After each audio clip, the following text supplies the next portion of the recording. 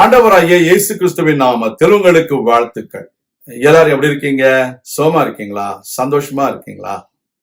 இந்த நாளிலும் ஆண்டவர் கொடுக்கிற ஆலோசனை நெகேமியா 2ஆம் அதிகாரம் 4ஆம் வசனம். நெகேமியா chapter 2 verse 4. அப்பொழுது ராஜா என்னை பார்த்து, நீ கேட்கிற காரியம் என்ன என்றார். அப்பொழுது நான் பரலோகத்தின் தேவனை நோக்கி ஜெபம் பண்ணி, அருமையான தேவனுடைய பிள்ளைகளே, எருசலேமின் அலங்கம் இடிந்து கிடக்கிறதை குறித்து நெகேமியா கேள்விப்பட்டு அவன் துக்கத்தோடு காணப்படுகிறான். தேவ சமூகத்தில் பாவ அறிக்கை ஜெபம் செய்து தன்னுடைய முற்பிதாக்களின் பாவத்திற்காக இவன் மன்னிப்பு கேட்டு தேவ சமூகத்தில் அழுது புலம்பிக் கொண்டிருக்கிறான். அந்த வேளையிலே அவனுடைய முகம் வாடி போயிருக்கிறது. அவனுடைய உள்ளத்திலே தேசத்தை குறித்ததான பாரம்.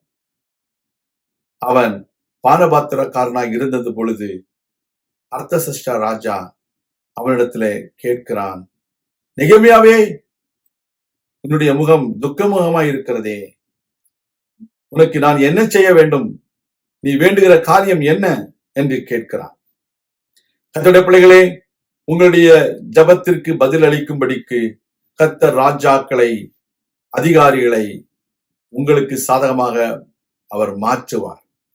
Dear child of God, when Nehemiah was so bitterly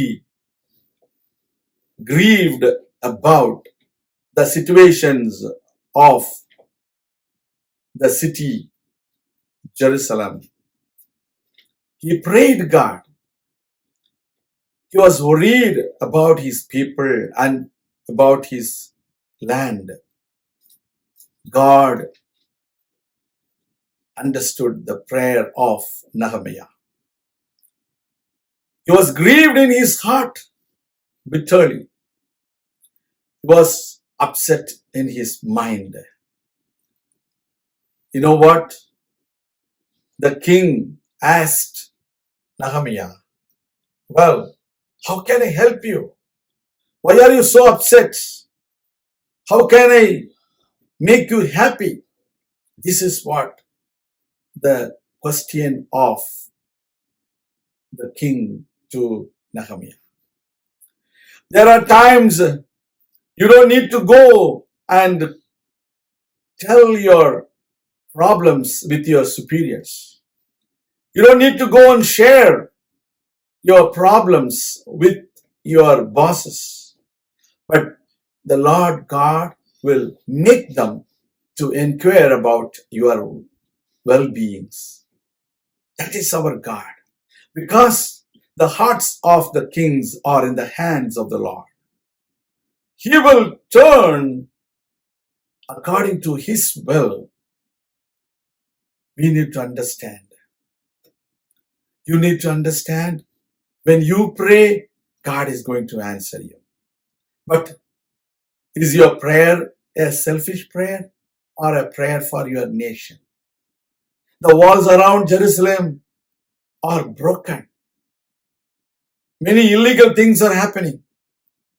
Many wrong doctrines are coming in. Many wrong worships are coming in. What do you do for this?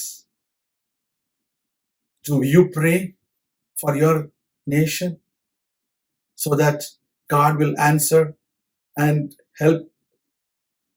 நம்முடைய வாழ்க்கையில இடிந்து போன அலங்கத்தின் ஊடாக கள்ள உபதேசங்கள், கள்ள தீர்க்க தரிசனங்கள், அந்நிய வழிபாடுகள் நம்முடைய தேசத்திற்குள்ளே நுழைந்து கொண்டே வருகின்றதே.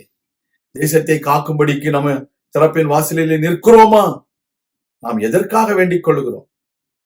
நம்மை நாமே ஆராய்ந்து பார்ப்போம். நாம் ஜெபிக்கலாம். எங்கள் அன்பின் பரலோக பிதாவே, நாங்கள் எங்கள் தேசத்திற்காக திறப்பின் வாசலிலே நிற்க எங்களுக்கு உதவி செய்திடணும். இந்த தேசத்திலே தேவனுக்கு பிரியமில்லாத வழிபாடுகள், தேவனுக்கு பிரியமில்லாத கொள்கைகள், உபதேசங்கள் பரவி வருகின்றதே. இந்த தேசத்தை நாங்கள் கர்த்தருக்கென்று மாற்ற எங்களை பயன்படுத்தும். எங்கள் மூலமாக பெரிய காரியங்களை செய்துள்ளோம். அதிகாரிகளை எங்களுக்கு சாதகமாக மாற்றும். எங்களை தாழ்த்தி உடைய கரங்களில் ஒப்புக் கொடுக்கிறோம்.